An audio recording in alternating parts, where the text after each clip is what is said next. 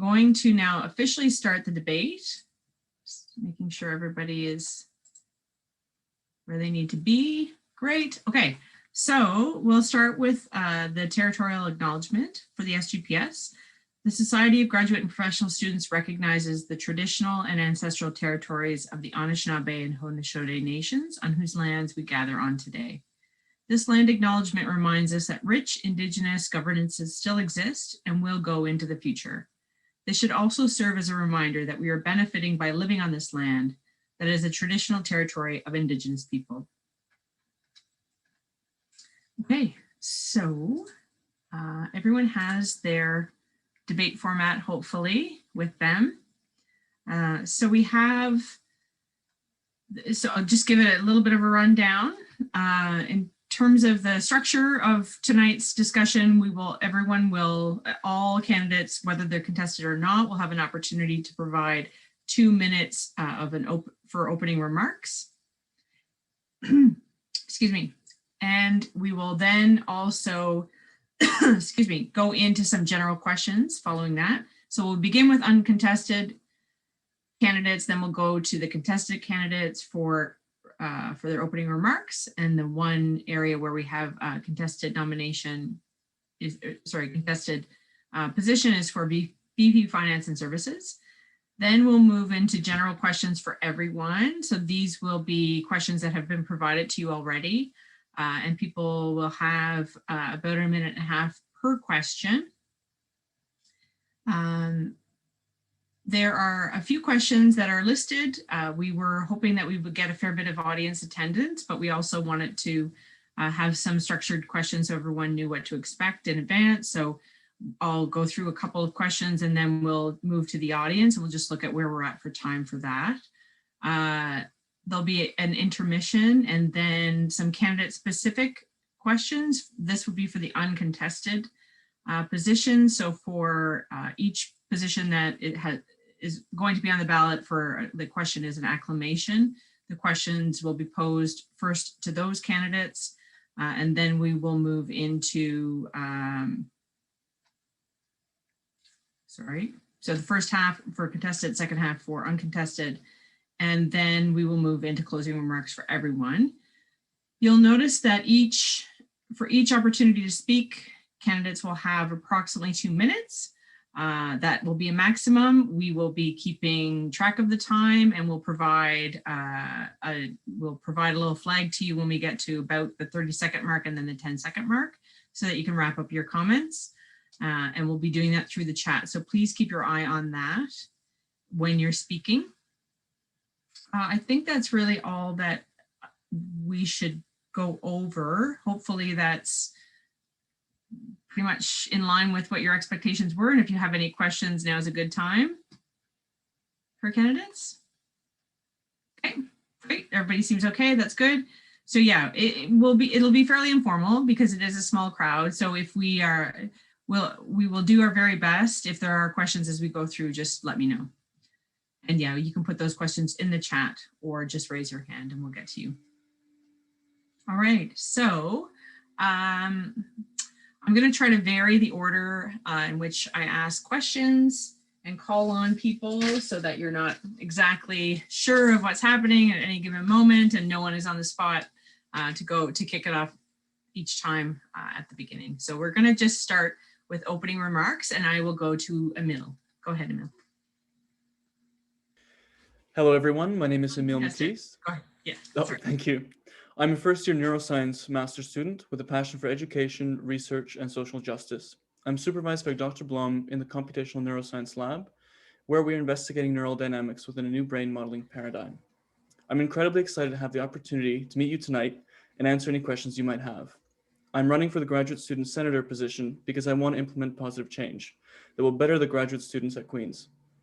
I currently sit on 2 committees at the Center for Neuroscience Studies, which has given me a lens into the administrative side and allowed me to see the frustrations of students and faculty alike, which I hope to tackle. In my spare time, I love to learn new languages, brew beer, keep bees, and on the rare occasion, fly planes. I'll do my best to be brief this evening. Thank you. Excellent, thanks. Next, we'll go to Gina. Go ahead, Gina. Hello. So I'm Gina Ezer. I'm a 2L at the law school. Prior to that, I have my nursing degree from McGill, and then I joined a second undergraduate degree at UFT in sciences. And here I am in my third university. My experience with the various university really made me quite passionate about student government. I had the opportunity of being on the executive teams of several clubs at UFT specifically. As one of the executive teams, I had the chance of sitting on budget referendums with the Arts and Science Student Union and really got a chance to delve into what it means to look at a budget and how to analyze that. Other than that, I also managed a large conference budget as the chief of operation for the Ontario model of the World Health Organization conference at UFT. That was in 2017. So that also gave me a little bit of an opportunity to tackle with budget. And I was the finance coordinator with another club at UFT as well. I believe that my experience really gives me an ability to advocate as a VP finance for students, whether they're in the graduate or in the professional programs. I think my nursing degree helped me really analyze how to assess the needs of different people. I'm a mature student, so I understand that a lot of us have different needs that look very different than undergraduates the at Queen's, and I feel very strongly about advocating for that. Uh, in my spare time, I was inspired by Emil, so I'm gonna tell you, I'm an avid Ashtanga yoga practitioner. It's a 6 day a week kind of practice that is constantly evolving.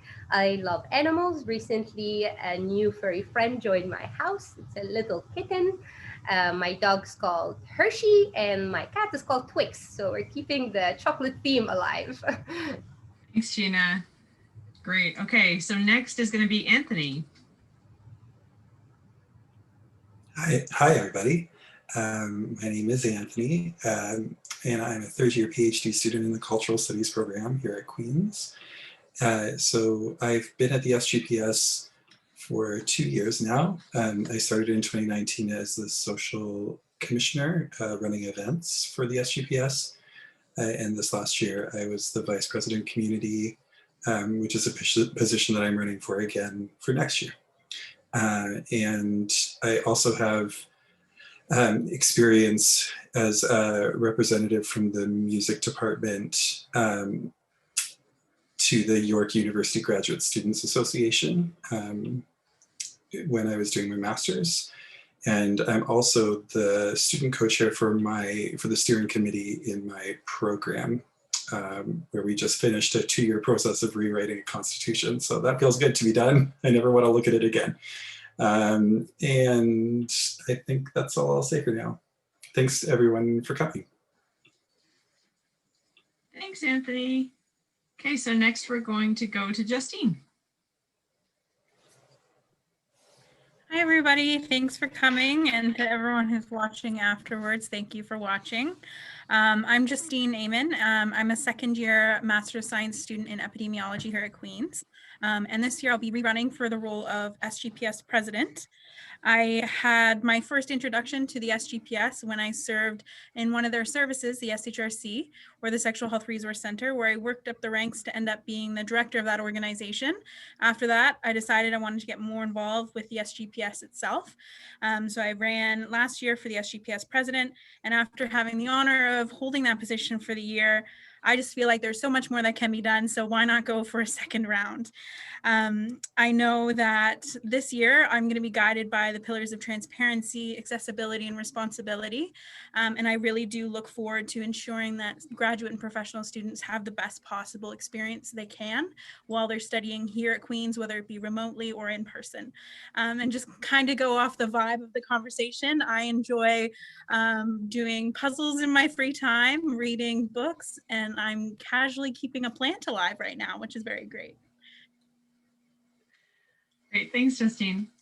Okay, so now we'll move on to our contested candidates. So we have, next we have Jennifer for VP Finance and Services. Go ahead, Jennifer. Actually, I'm VP Professional. I think Gina. Oh, I'm sorry. Yeah. Yeah, Oh, so Mary, uncontested. me, I just went with it so that not to disturb the flow. Oh, I am so sorry, Gina. Okay, go ahead, go ahead, Jennifer. I will make my list accordingly next time. No worries. Go My ahead. name is Jennifer. My pronouns are she, her. I am a first-year law student here at the Queen's Faculty of Law.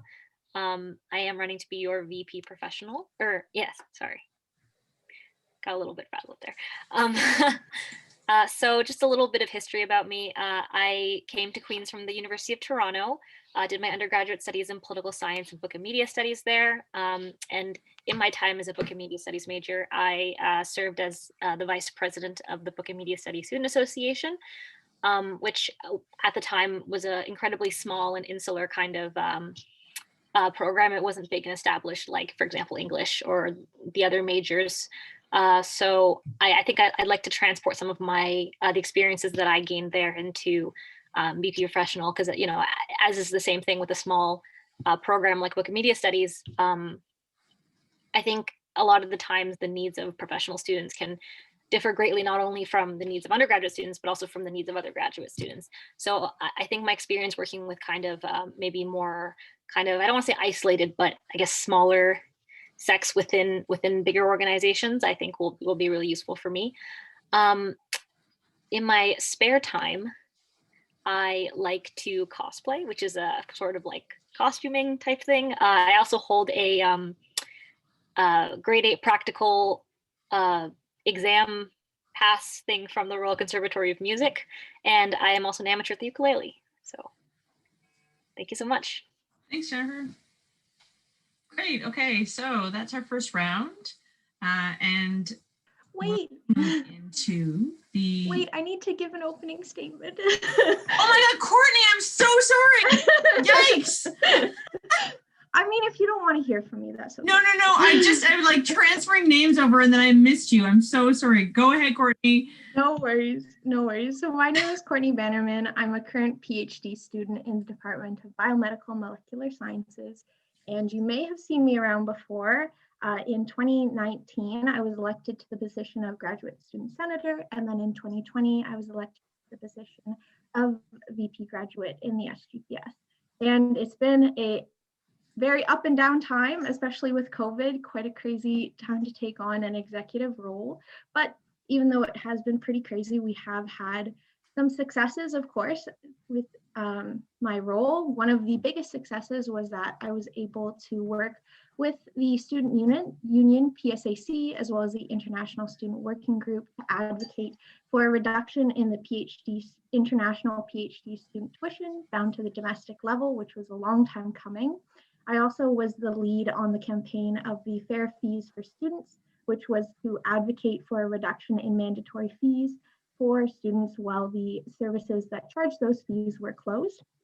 And as the graduate student senator, I put forward a motion to increase the number of graduate student senators on Senate to be more proportional to the student body here at Queen's.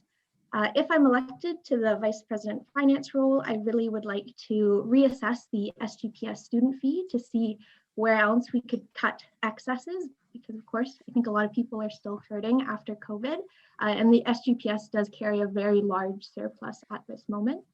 I'd also like to start the advocacy work for reducing the tuition fee for international master's students, as they did not go through that tuition fee reduction.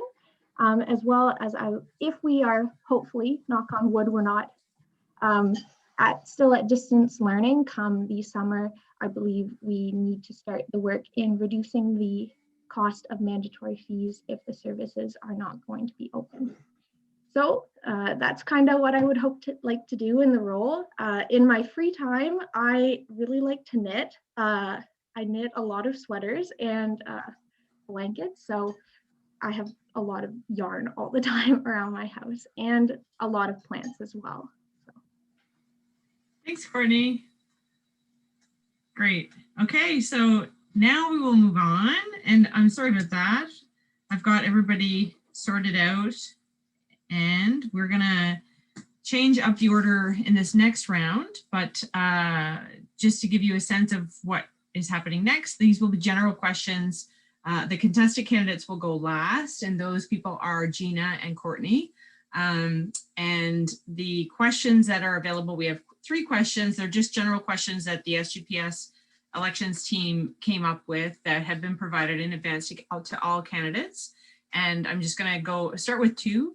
And we will go from there. We want to make sure that we have an opportunity for questions from any members who have joined us as well. So we'll keep an eye on that.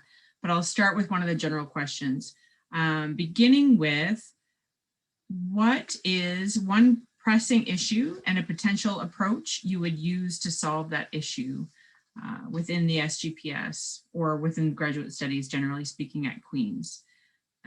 So this time around, we're starting with Anthony. Go ahead.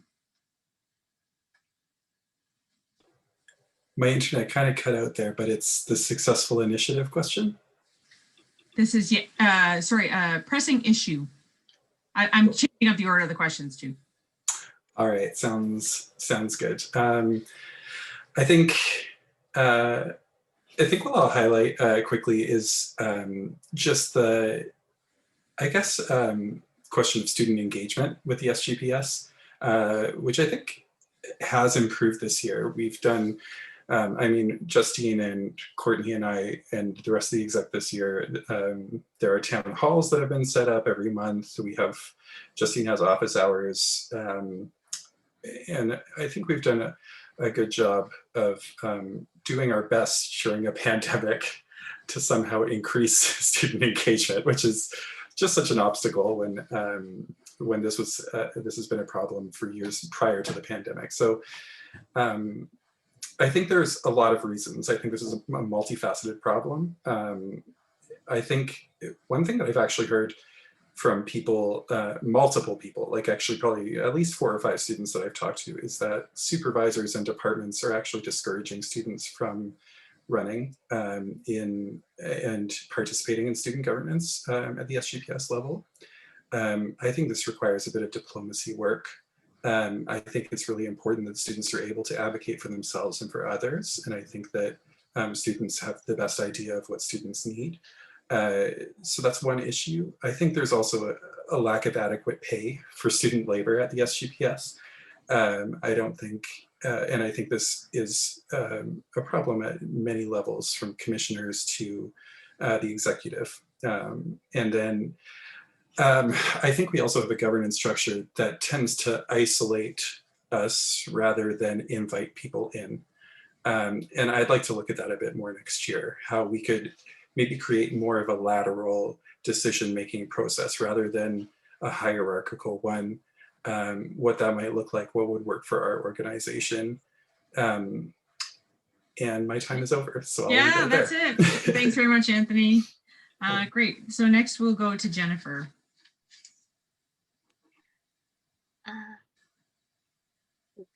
Sorry, the question is, what is one pressing issue and a potential approach to resolve the issue? Just within the SGPS in general. Yes. Yeah, within the role that you would be taking on. Yeah. I think that obviously I'm the if not one of, if the not most inexperienced person here, as at least in terms of like SGPS activities. So I feel like issues definitely vary year to year. So I think I'm not going to point to any specific issue that's pressing the SGPS just because I don't necessarily know quite yet. But I think that there are certain overarching issues that kind of plague like any student body, any student organization or society. And as Anthony said, for me, I think that's always been involvement. I think that a lot of times student associations are like kind of villainized as being like bureaucratic.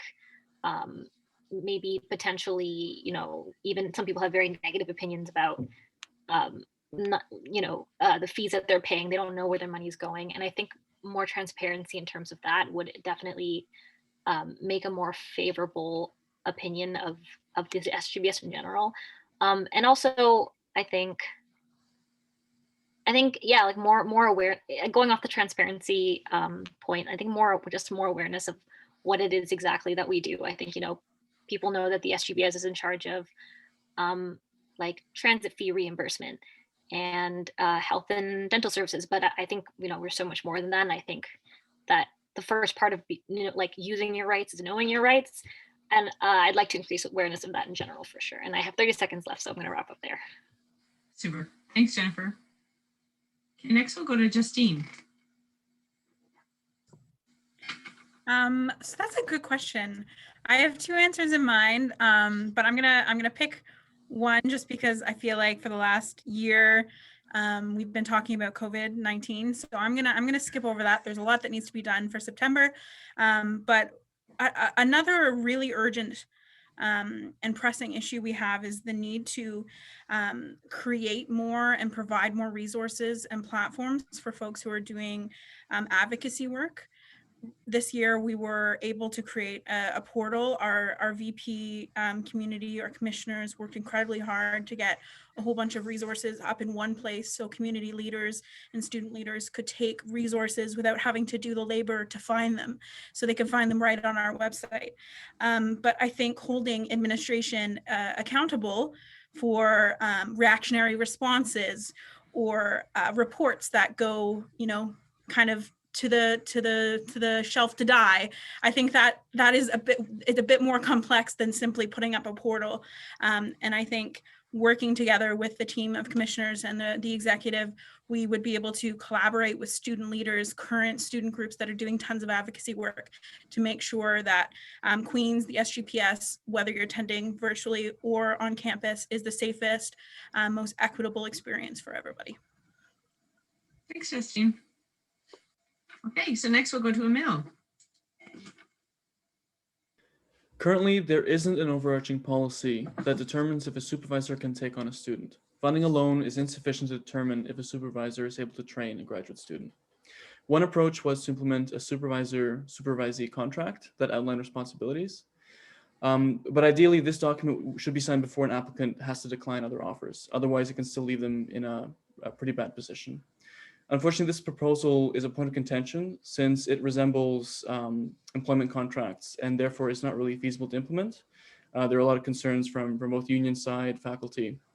And another issue is that some supervisors don't have research backgrounds, which can lead to ill-prepared students at their thesis defenses. This should be examined to protect students from poor or abusive supervision. And fortunately, this is the exception rather than the norm, but still when it happens, it's terrible because it derails a promising student's career, or at the very least, sets them back a fair bit of time. Thanks, Emil. Okay, great. So next we'll go on. We're going to continue with the same question, but we're going now to the contested candidates. And so the first contested candidate this time around is Courtney. If you could weigh in on what is one pressing issue and potential approach you would use. Go ahead. Question. Is it just within the SGPS, or can I also talk about within the School of Graduate Studies? Oh, sorry. Yes. Yeah. I mean, graduate studies, SGPS, however you want to frame it. Yeah. For students within your role. Yes. Yeah. So I definitely agree with what Emil said about supervisor-supervisee relations. That's massive. And we hear so much in terms of the graduate student wellness surveys that we put out about the challenging relationship and how that can affect the student's ability to thrive. I think if I'm going to talk about a more recent pressing issue that we've heard a lot about is the impact of COVID on time to completion for graduate students, as well as the distance learning on students who were promised internships or co-ops or placements. And for graduate students, it's been challenging because if you don't have access to a lab, a lot of students can't work forward on their project. And for both master's and PhD, there is a funding eligible time, and that when they do exceed that funding eligible time, technically the supervisor is no longer obligated to pay that student stipend.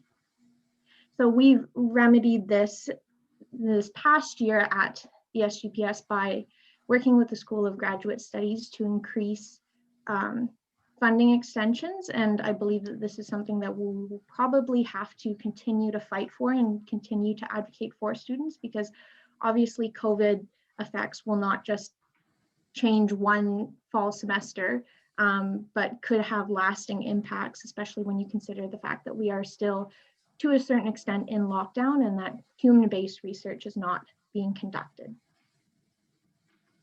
Thanks, Courtney. Okay, next over to Gina.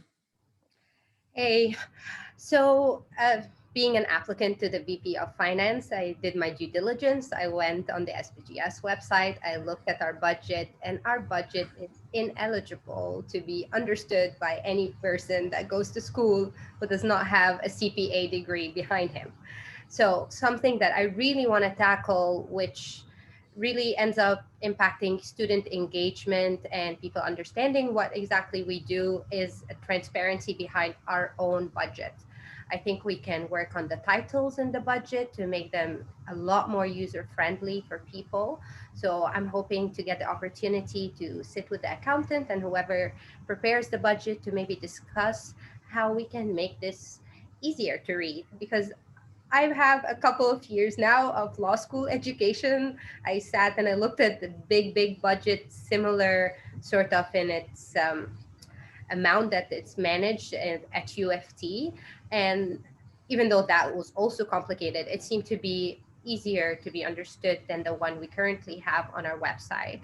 So I would really like to tackle that.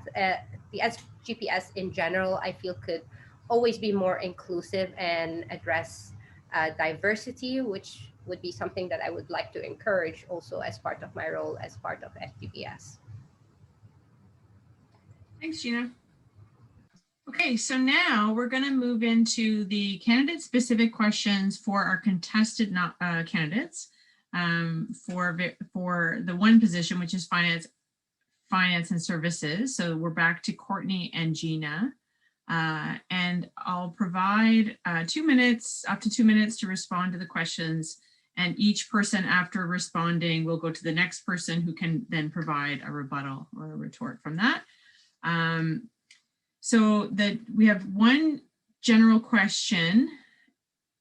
I know we also have, sorry, I'm just going to defer to Benjamin at some point because I know we also have received a question, a direct question for a candidate who is uncontested. So perhaps I'll do that one. So we still have one more question in the general section. Oh, that's one right. more Yes. round. Okay, right. Yeah. So we'll go through that next round and then, okay. But if you could just alert me through the chat or however about any of this candidate specific ones, that'll be good. Yeah, the candidate specific ones will be after this for VP Finance, and then after the intermission, we will have the others. We'll go back to the uncontested. Uncontested. Got it. Okay, great. So next question. Wow, sorry, that one seemed to take a little while. So now I am back to our original list of questions, which is the one I will choose from will be the one that I will choose from this list is what is a successful initiative or event that the SGPS accomplished over the last year? And so for this round, we're going to start with Justine. Sorry to put you on the spot. I know as president, you have, for outgoing president, you will be, but you're top of the list. Go ahead. So I think for this one, there's been a ton of really great initiatives and events that the SGPS has run, but there's one that I'm particularly proud of, and that's the bus it subsidy that we provided for students. In the event where we lost our bus it contract due to COVID-19, and it was very unfair to ask every single student to pay for a bus pass when we weren't asking students to be on campus. We had to come together with the AMS, put our heads together and come up with a unique solution where the students who are still using the bus system, the transit system in Kingston, aren't unequally financially burdened. And we were able to create this bus it subsidy where students are able to apply every semester for up to $90 off of their pass, which if they bought 3 for a year, that would end up being $90, which is the cost of bus it. So we were able to provide over $36,000 in the first semester, and we're still waiting on our numbers for the second semester. And with the looming new year, it looks like this subsidy is going to continue to provide support and financial relief to students who are still having to come to campus and use community transit. So that's, I think, the one initiative that was very successful within the SGPS this year. Thanks, Justine. Next, over to Emil. Go ahead. Since I'm campaigning for the graduate student senator position, I would instead like to focus on the success of the previous senator, Courtney. She was one of the voices that advocated for the reduction of the international PhD student fees to match domestic student tuition. This is really a celebrated step towards equity. Another effort that needs to be continued is to get more representation for the graduate students at Senate. We only have one graduate student senator, and if you're a master's student who is not it wouldn't be convenient for you to serve a two-year term. So we need to push for more representation and for positions with shorter terms to give more students the opportunity to share their vision. Thanks, Emil. Next is Jennifer. Like Emil, because this is my first year running and my first year as a graduate student or a professional student at Queen's.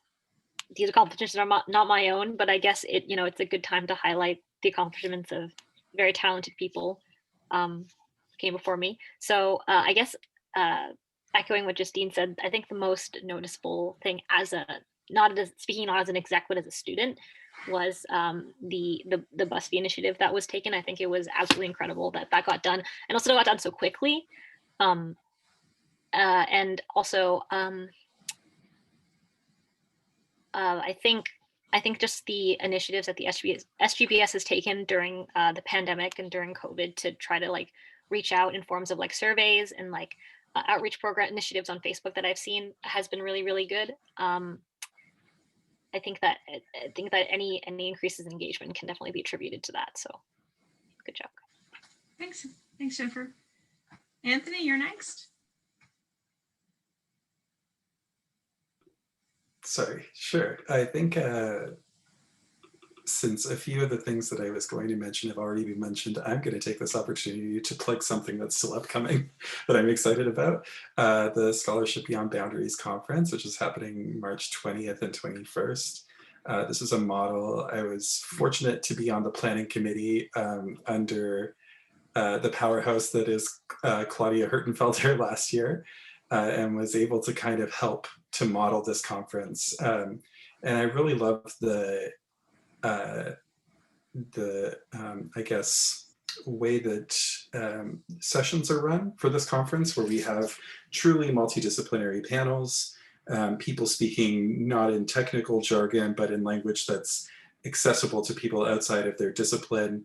And it's really an opportunity for grad students to enrich their research by hearing from people who have different areas of expertise, who know about different literature, and have different perspectives on similar topics. So this was a huge success last year, and again, a huge success this year. We have around 20 sponsors, including community organizations like the Kingston Association of Museums and others, but also the Provost's office and a lot of departments. So very excited about this initiative. And I guess the last thing I'll say about it is that we have a keynote panel of 5 deans who are going to be talking about issues related to COVID on campus. So definitely come out to that. I'm really excited to be, I guess, give people a platform to talk about or to ask questions of people with power at the university. So yeah, come on out. Thanks. Great. Okay, so next we're going to move into our contested realm again, and we'll start with Gina this time. Go ahead, Gina. So I had the privilege of chatting with the current sitting VP of Finance and the privilege of benefiting from the rebates from the health and dental plan as well. This was something that I felt that was probably took a lot of work and negotiation with the insurer body and affected almost every student that benefits under this plan. This is the kind of initiatives that I also want to continue to do on our behalf, because requires constant assessment of what's working and what's not working for us. And yeah, I'm excited to work on continuing that kind of effort. Thank you. Excellent. Okay. Courtney, go ahead. Yes, so not to repeat anyone's accomplishment, but I think one of the things that was a really great success this year, which is often not talked about, was the implementation and I guess the expansion of Empower Me. So Empower Me is a service that the SGPS offers through our insurer, which is Student Care. And it is an online 24/7 counseling access for students. It comes in multiple different languages. You can also request counselors based on the stressor that you're dealing with, or potentially the nature of the relationship that you're dealing with. So it's a really great service. Queens is one of, I mean, maybe this is a good stat, maybe this is a bad stat, has one of the highest usages of Empower Me if you look at universities across Canada. So our students are using the service. They seem to be really liking it. When we first adapted Empower Me, students, I think, only had 3 visitations with their therapist before they had to be then cut off. I'm very happy to say that that cap does not exist anymore. So I think especially in COVID, when so many people were feeling very isolated and their mental health was maybe not doing so well, it's great to see that this service was really utilized by our students and really embraced. So looking forward for that continued use of the service. Thanks, Courtney. Okay, so next we're going to move into the candidate-specific questions for our contested position, which is VP Finance and Services. And then this will be our last round before our little break. So we have one question. There are no questions from the audience at this point, so we'll just deal with the one question that is a general question that has been provided, which is, how should the SGPS budget surplus be invested? And so each person will have 2 minutes to respond to that question, and then their response can be followed up with a 1-minute retort from the other candidates. So we're going to begin with Courtney. So you'll have 2 minutes, Courtney, and then Gina, you'll have 1 minute to respond to Courtney's answer. Go ahead, Courtney. Yeah, so our current investment strategy for our surplus, which is around 1.1 million with the SGPS, is to invest it in T-bills or GICs. I believe that that is the correct strategy to continue on doing in the future, just because GICs and T-bills, although we're not getting a massive amount of interest on our investments, they are low risk. And my opinion and the current executive's opinion is that it's not our place to be playing the stock market with the student fee money. And also when we do our investments, we typically do them on under a year term. It could be 4 months, it could be 8 months, and this allows us greater flexibility in case, worst case scenario, something happens and we do need to draw upon these savings. We do have that flexibility with them. I know, of course, I think it must have been 2019 to 2020 year, the SGPS did commit to divesting their investments. We have spoken with our bank manager, and they have assured us that the GICs that we are investing does fit within our divestment portfolio. So that is following with the wishes of the SGPS membership. At this time, though, I wouldn't look at investing in higher risk stocks or anything really outside of GICs, because I wouldn't want to take that kind of risk with the student fees. Thanks. Okay. Gina, you've got 1 minute. Go ahead. What's your response? So I do agree that being sort of the overseers of the budget, we have to make sure that we are liquid as much as possible, that we can take our money whenever we need it. I do want to analyze further, though, how often do we need to actually take up from this budget? For running into surpluses, maybe we can split a portion, put it in a bit of a higher risk stocks, and sort of keep the other portion completely liquid. Of course, anything of that sort that would change our investment profile would require our agreement as executives all to come together. But if we can benefit students better by getting a higher interest on our investment, this is definitely something that I think we should explore a bit further. Thanks, Gina. Okay, so next I'll ask you to respond directly to the question, and then Courtney will have an opportunity to provide a rebuttal. So the question, of course, is how should the SGPS budget surplus be invested? So now is your opportunity to provide your own perspective on that, and then Courtney can provide her critique or rebuttal. You have Sure. 2 minutes. Go ahead, Gina. So as I mentioned, I think in order to really decide on what is the best strategy for investment, I do believe that I need to look a bit more maybe at the budget as well. Look at how much is it that we can anticipate that could be needed over a span of a couple of years potentially. And then for those 2 years, we can invest in a higher interest fund. That is not super high risk, but maybe a little bit of a higher risk than our current investment. If we are not anticipating any major increase in cost or volatility in the market, really, that's coming ahead. Stock market seems to always be going up. So I think a lot of things stay secure for at least in a short duration of time of 2 years. I think it is our duty to try and increase our interest to as much as possible if we are collecting this much money on behalf of students. Thanks, Gina. Okay, over to you, Courtney. You've got 1 minute.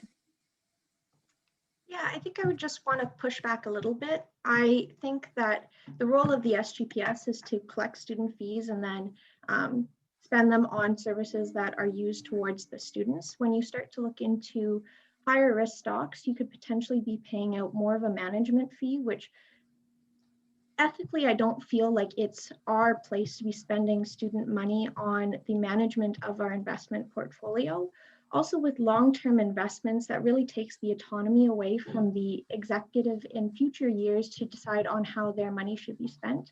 And I just wouldn't want to make the assumption of that future years executives would be in a financially good place. I mean, hopefully they would be, but I just wouldn't want to impose my beliefs on how the stocks or how the surplus should be invested when it's really the responsibility of the executive at that time. Great. Okay, so thank you to everyone so far. We're gonna take a short break now, and then we don't have, as I mentioned, there were no questions from the audience for the candidate specific ones at this point. So we'll take about a 10-minute break. I'd ask people to come back about 7:28. If we could be on here prior to 7:30, that'd be great. And then we'll resume with our candidate specific questions at that point. So you can just take a pause. Please don't sign out of the Zoom. We've had to sort of set it all up a certain way. So if you could just mute and close your video, that'd be great. Thank you.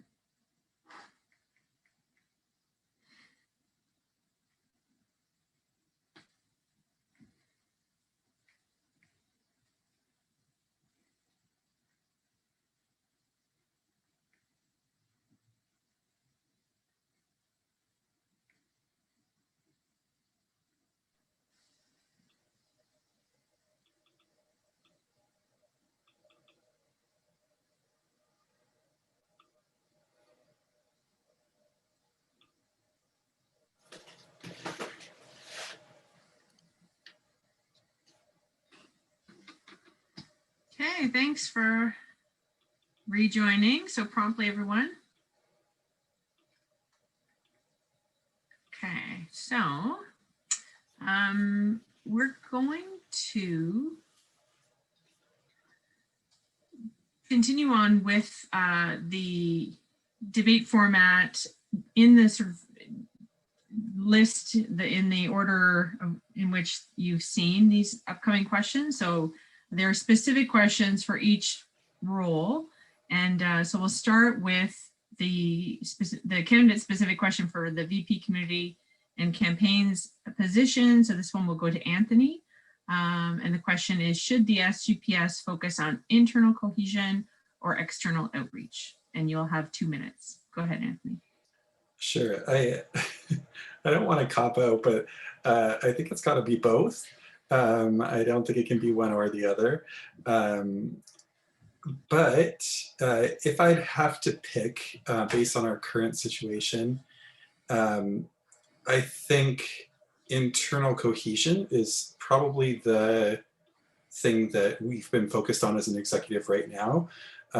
So we're currently in the process of hiring an external HR firm to help us ensure that we have proper processes in place to create a safe work environment and a safe environment for SGPS members and employees.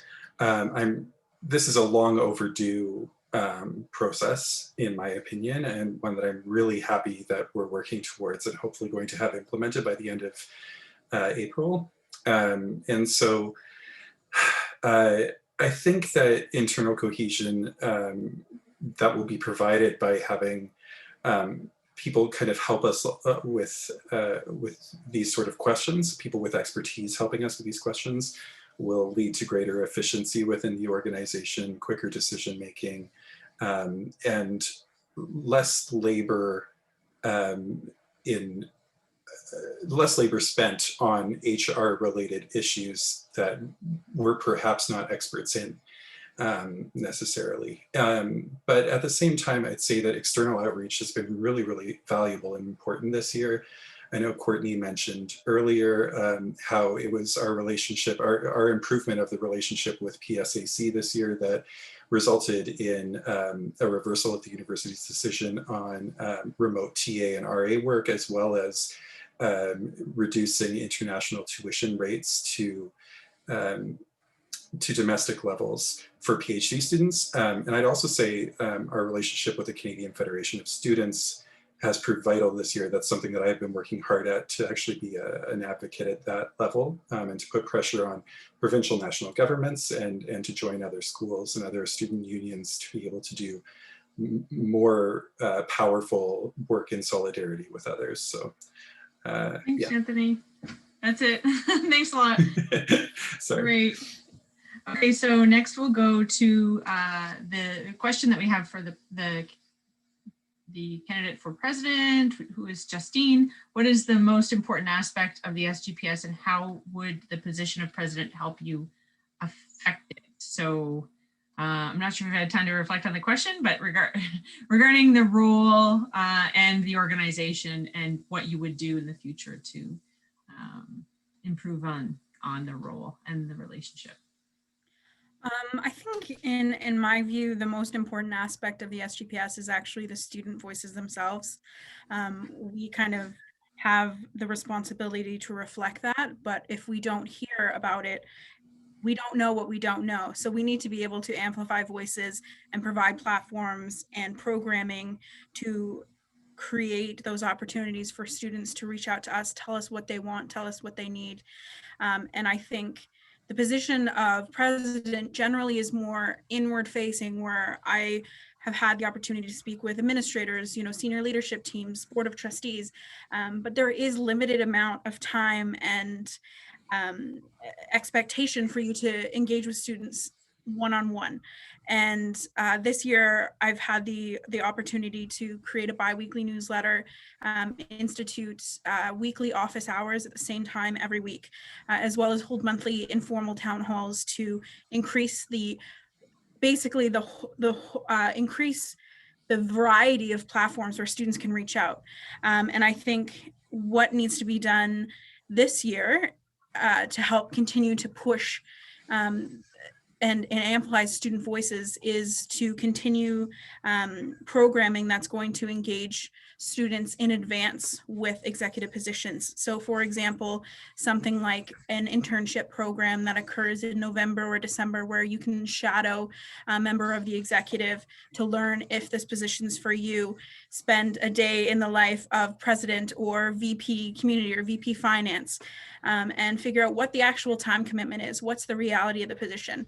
And I think having a more inward facing role, I would be able to kind of put together policy and speak with the rest of the executive team to see who would be willing to participate in these initiatives and get something rolling for the new year. Thanks, Justine. Okay, so next we're moving over to VP Professional, and our candidate is Jennifer. Go ahead, Jennifer. So I believe the question was about how Oh, professional. sorry. Oh, Yeah, sorry. Which aspect, I forgot that yours is distinct. Which aspect of professional student life can be best improved by the SGPS? I would say that as a professional student myself, I think, and I only speak for the Faculty of Law, but I believe this is probably similar in other professional disciplines as well, is that, again, we are very insular. We kind of talk to other law students, we eat with other law students, we play, we work with other law students. Any opportunities that we get are within the Faculty of Law, and I think this is an area that we could definitely improve on. I think that within the different disciplines of professional students and a Faculty of Education, et cetera, there's a lot of transferable skills that I think we as professional students are missing out on. I think there's a lot that law students can learn from teachers and, or sorry, not teachers, students in different disciplines and different faculties. So I think that as a professional, I'd love the opportunity to maybe create events in which these students can interact, kind of share experiences. And I'd also really like to increase opportunity for marginalized students within the professional area. Sorry, I'm rushing a little bit because I think I have 30 seconds now. But I think that being a marginalized or a minority group with trying to kind of make it in like a professional setting can be very difficult. So I think that as a professional, I like to use SGPS resources to work with individual student groups, for example, like CALSA, which is the Queen's Law Asian Student Association, to kind of create more events that can kind of encourage these groups to kind of find more places within the faculties. And yeah, I'm gonna end there. Thank you. Thanks, Jennifer. So next we'll move on to Graduate Student Senator. So the question is for Emil. What is the biggest challenge you've faced as a student, or which do you want to advocate the most? So which issue or what challenge would you want to be addressing in your role? Oh, you're muted. Go ahead. Not sure what happened there, sorry. I think we can agree that the admission process feels like the biggest hurdle for hopeful graduate students. But the reality is that, and I'm sure you all know, that the struggle does not stop once you get in. So many people I speak with have had issues with their funding. This year, my OSAP was reassessed by half. My stipend was inexplicably reduced, something I'm still resolving. And this doesn't even broach the topic of students not being able to pay for their tuition because Queen's has yet to release their first payment. And this issue disproportionately affects international students who might not yet have a bank account prior to arriving, which, if you think about the current times, has definitely been exacerbated by COVID. The funding mechanism needs to be reformed. Our fellowship payments are not predictable, and our landlords or creditors don't care when we get our funding. They still need to be paid on the agreed date. So students don't have deep pockets, and this can cause serious financial distress at the beginning of semesters. And also, for the most part, our stipends have not been increased in years to match inflation. So Queen's needs to take steps to make sure that students don't fall below the poverty line and that their students are able to pay for their financial responsibilities. Thanks, Emil. Great. Okay, so it seems as though we still do not have questions from the audience, but we do have one final question that I think you all had in advance, which I'm going to now use for our contested position of VP Finance and Services. So we'll go to Gina first, and the question is, what do you see as a potential missed opportunity for the SGPS over the past year, and how would you address that in the future? This year is being a very unconventional year, we all know, but we're very forward facing with this question. No, I agree. So I didn't have the chance to speak with the current sitting VP of Finance, as I mentioned before. And one of the things that we discussed was how the grants were stopped because our insurer would not fund the events during COVID. I do think this was a missed opportunity because a lot of events had to still be sponsored and had to move remotely. So I do want to bring it back, whether remotely or in person, in a safe way that could really encourage the student body to stay engaged and to continue doing the things that really makes our community special. And that's why people keep coming to Queens, from how great we all interact with each other. Like, for example, right now at the University of Law, they're trying to University of Law, the Faculty of Law, there's an online event that they're trying to plan, and they're now like scourging around for funding, and the grants could have potentially been used for that. I do understand that COVID really does provide unique challenges to things like that, but I would like to bring those back and give them out to student bodies so that they can stay engaged and really enjoy their experience at school to its full extent. Thank you. Great. So over to you, Courtney. Yeah, I think if I'm speaking specifically of the VP Finance role, I think a missed opportunity, but I would frame it more of like a problem we didn't know that was going to arise that ended up arising is I think the process of which fees collected by the SGPS, and this is, we collect fees for a variety of student societies and services and clubs that happen at Queens.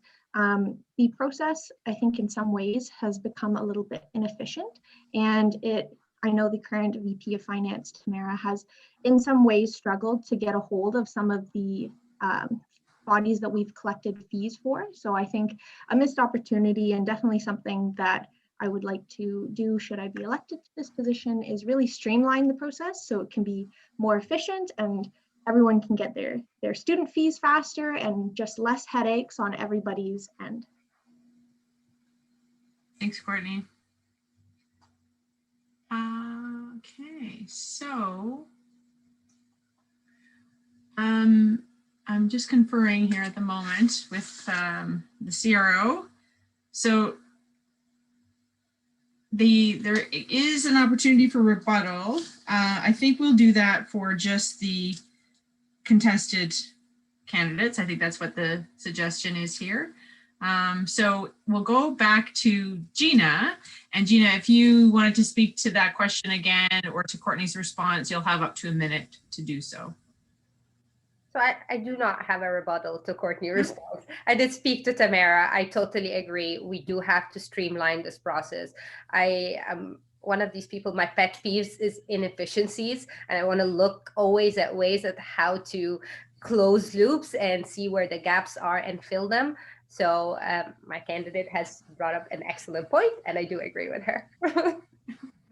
Thank you. And Courtney, anything to add? 30 seconds. No, not really anything to add. Definitely, you know, it was a struggle. I remember when we spoke to our insurer about the taking place or having events take place at Queens, there was a lot of, you know, kind of looking very deeply into their policy, and definitely, you know, having events where students can engage with each other and just relax and take their mind off of school is exceptionally important. And having the grants that allow student societies or students or groups to be able to run these events are extremely important. So definitely they need to come back. I mean, hopefully in the new year, COVID will be a distant memory and we'll be able to actually, yes, fingers crossed, engage with those events. Thank you. And so now even more pressure on both of you as contested candidates going for the contested role of VP Finance and Services. We're going to now begin wrapping things up with closing remarks from each. And we're going to start with the contested candidates this time, and it'll be 2 minutes each. So we'll go back to this time starting with Courtney and then over to Gina. So this will be your final 2 minutes. So any final comments, anything that you wanted to address, now is your time. Go ahead, Courtney. Yeah, I think first and foremost, what I would like to say is a big, big thank you to Emil, Gina, and Jennifer for running for executive positions. I know it seems like extremely daunting and extremely intimidating to get that nomination package together, to go find 25 signatures or more to fill out that application process. So I just want to say thank you so much for considering running for these positions. Best of luck to all of you. For anyone watching, I hope that you vote in the election. I know maybe it doesn't seem like a big thing to you, but I think it's just a little small act that everyone can do to help engage with the SGPS more and help really shape the things that you want to see us do. I really loved my time with the SGPS. If this is the end, well, then I've had a good run. And even if I am voted out, I would still love to be a part of the SGPS by attending, of course, all of our great events. And thank you all for coming out and listening. Thanks, Courtney. Gina, you're next. Go ahead. Yeah, thank you for appreciating the struggle applying first time around. It was definitely a little bit of figuring out.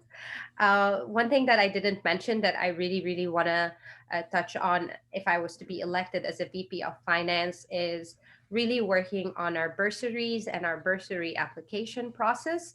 The process right now seems to be quite vague, and it raises a lot of questions from students that reach out to the VP of Finance constantly trying to figure out if they are applicable to apply or not. I think something along the lines of an online survey may help people really figure things out better, and it will keep our cost in implementing that cheap. And I want to say thank you for everybody who's here, everybody who is going to take the few seconds to vote. Please, please vote for these positions. Everybody here on this panel, every single candidate cares about how the student body works and want to advocate for you. So please show up and vote for who wants to be voted. Thanks, Gina. Okay, so now we'll move on to the uncontested positions and we'll start with Anthony. Go ahead, Anthony. Sure, thank you. I guess in closing, I'll just say I want to echo what Courtney said about thanking folks for applying and understanding how daunting it can be to do that. And I also just want to thank the current executive and the commissioner team from 2020, 2021. It's been a really challenging year, but I think we've done a lot of really, really good work. And I know after my social commissioner year, when we had student choice initiative and we weren't sure what was going to happen budget wise, I remember like getting elected to this position for the first time and saying, well, at least student choice won't be around. This is going to be a breeze. And then the pandemic hit. And so I just think that next year is likely going to bring all new challenges. It's going to be a lot. And I'm really excited to work with a new team and to keep moving with momentum towards, I guess, some really important changes that I think we'll be able to implement this year. So, yeah. Thanks, Anthony. Okay, Emil, you're next.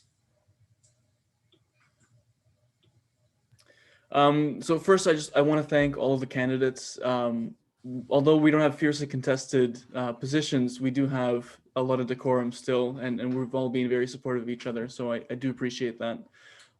Kudos. And for those of you joining us tonight, thank you that at least some of you still tuned in despite Zoom fatigue on a Friday night. If elected, I look forward to participating at Senate to continue Courtney's work to make Queens a better, more equitable environment for all graduate students. So Remember to cast your ballot. Thank you very much and good night. Thanks, Emil. Justine, go ahead. Thanks again, everybody. Big thanks again to Mary Rita, Ben, and Devin as well for hosting and putting on this debate.